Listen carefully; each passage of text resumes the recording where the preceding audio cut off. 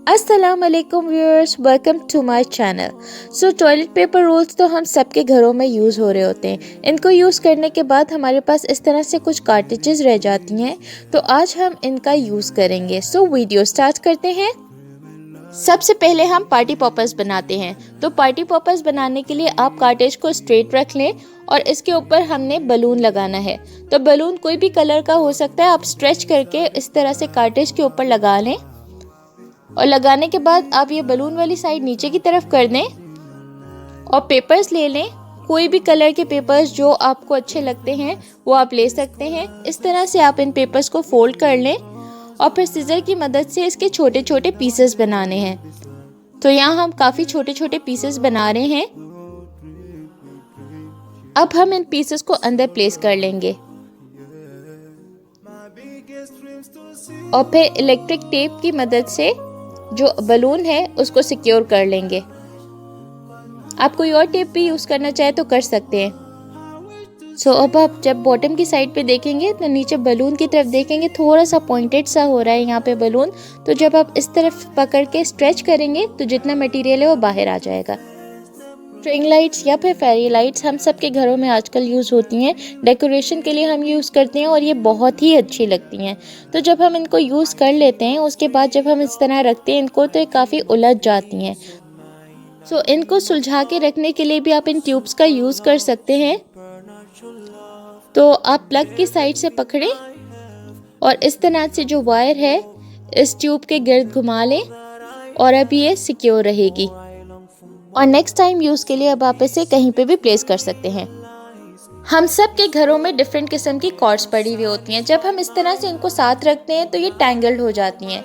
इनको tangle free रखने के लिए भी हम इन ट्यूब्स का यूज़ करेंगे। सबसे पहले तो आप कॉर्ड्स को अलहदा कर लें एक दूसरे से, फिर अपने हाथ की मदद से इस तरह से आप रोल कर लें और कॉर्ड को रोल करने के बाद थोड़ा प्रेस करें और इस तरह से आप इस ट्यूब में इसको इंसर्ट कर लें। चाहे तो आप इसे लेबल करके भी रख सकती हैं। हम सब लड़कियां बैंगल्स का यूज़ करना पसंद करती हैं, बट जब हम इस तरह से रख देते हैं तो वो फैल जाती हैं। इसके लिए हम बैंगल ऑर्गेनाइज़र बनाएंगे। इसके लिए मैंने एक ट्रे के तौर पे अपना क्रीम का ढक्कन यूज़ किया है और इसके अंदर हम यहाँ कुशन डाल रहे हैं। आप चाहे तो अपने पुराना सॉक्स भी डाल सकते हैं और फिर इसको वेट देने के लिए हमने ये बीड्स ऊपर डाल दिए हैं। अब बैंगल्स हम उठा के इसके अंदर प्लेस कर देंगे और ये हमारा एक वर्टिकल सा स्टैंड बन गया जो कि कितना प्यारा लग रहा है।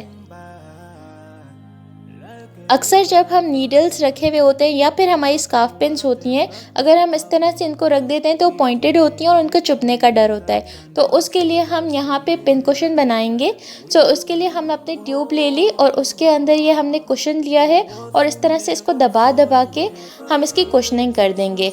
आप चाहे तो स्पॉन्ज भी यूज़ कर सकते हैं। इस तरह से प्लेस करने के बाद आप अपनी पिन्स लेके इसके अंदर डाल सकते हैं और ये आपका पिन कुशन तैयार है। देखें कितना प्यारा लग रहा है। हेयर पिन्स के बगैर भी हमारी हेयर एक्सेसरीज कंप्लीट नहीं होती, बट पिन्स अगर हम इस तरह से रख दें तो वो बिखर जाती हैं। तो ट्यूब का इस्तेमाल करते हुए हम अपना ऑर्गेनाइज़र बनाएंगे और इसके लिए सिंपली अपनी जो पिन्स हैं इसमें प्लेस करने और ये आपका ऑर्गेनाइज़र तैयार है। हमारी ऐसे अप्लाइंसेस जैसे हेयर ड्रायर होते हैं या फिर इवन हमारी आयरन वगैरह होती है जो अटैच होती हैं वायर्स के साथ, बट उनको हम जब इस तरह से रखते हैं वायर्स के साथ तो काफ़ी उलझी रहती हैं।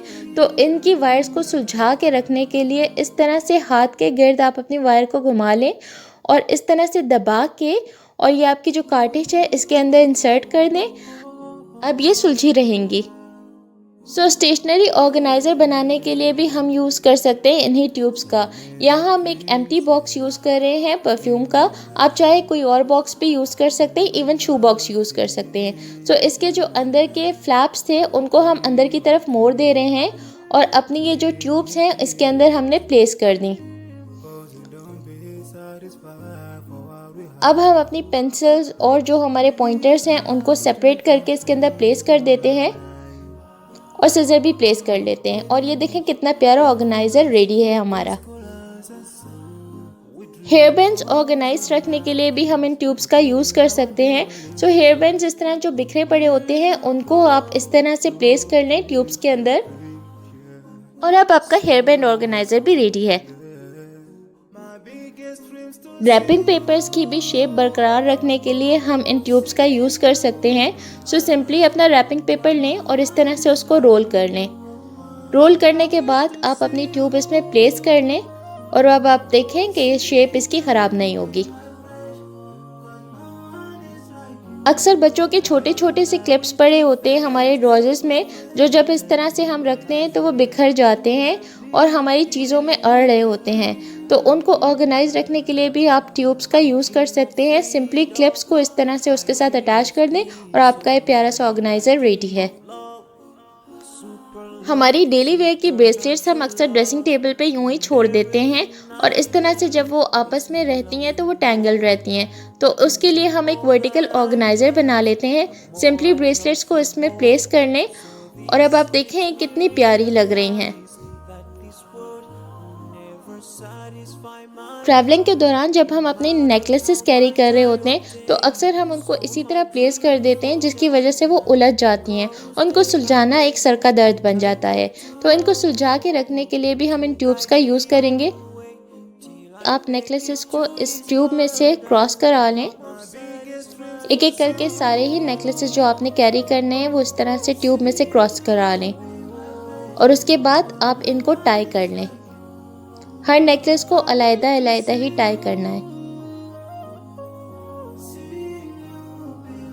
तो जब आप इस तरह से टाई कर लेंगे और ट्रैवलिंग के दौरान अब ये सुलझे रहेंगे। रिबन्स या फिर ज़ारबंद जब हम अपने घरों में लेके आते हैं और इस तरह से उनको साथ में रख देते हैं तो वो उलझ जाते हैं आपस में। सो इनके लिए हम इन ट्यूब्स का यूज़ करेंगे। सिंपली पहले तो आप अलग कर लें हर रिबन को या ज़ारबंद को और इस तरह से ट्यूब के अराउंड आप इसको रोल कर लें।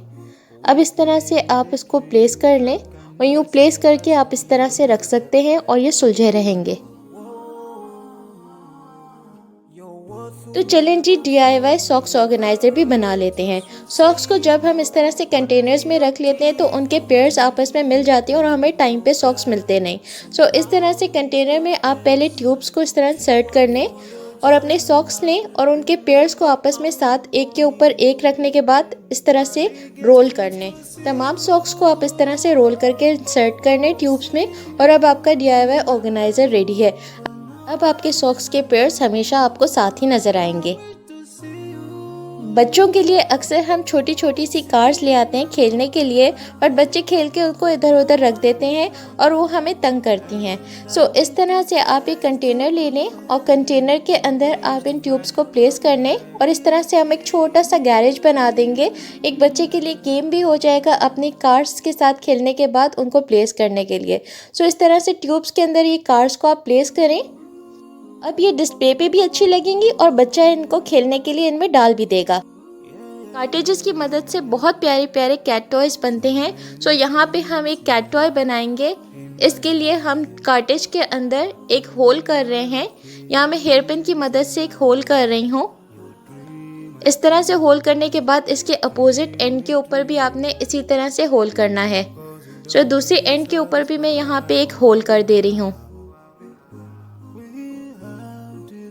इस तरह से होल करने के बाद आप एक हेयर बैंड ले लें और हेयर बैंड के एक एंड को हम इस होल के अंदर इंसर्ट करेंगे। सो यहाँ पे हम इसको इंसर्ट कर लेते हैं।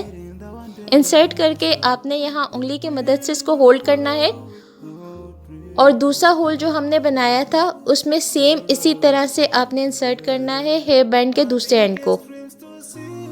सो इस तरह से आप देखें कि आपका हेयर बैंड इस तरह से लगेगा। अब ये जो लूप्स आपको नज़र आ रहे हैं इनके थ्रू हमने एक रिबन को क्रॉस कराना है। आप चाहे तो कोई जूट रोप भी ले सकते हैं, यहाँ हमने रिबन सेलेक्ट की है। सो इस तरह से आपने इंसर्ट कर लेनी है। लेंथ आपने रिबन की इस तरह से सिलेक्ट करनी है कि जब आप सीलिंग से इस रिबन को टाई करें तो आपकी कैट तक ये टॉय रीच करे।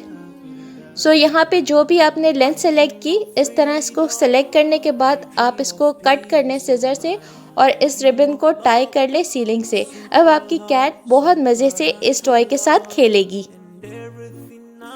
DIY मोबाइल स्टैंड बनाना बहुत ही आसान है कार्टेज की मदद से। सो इस तरह से आप अपनी कार्टेज ले लें और इसके ऊपर अपना जो भी फ़ोन है उसको प्लेस करें। मोबाइल प्लेस करने के बाद आप कोई भी मार्कर, पेन या पेंसिल की मदद से आप फ़ोन की विड्थ है वो यहाँ पे मार्क कर लें कार्टेज के ऊपर। सो यहाँ हम मार्क कर रहे हैं, इसी तरह से दूसरी तरफ से भी हमने मार्क कर लिया है। सो मार्क करने के बाद आप सिज़र की मदद से इस तरह से इसको कट कर लें।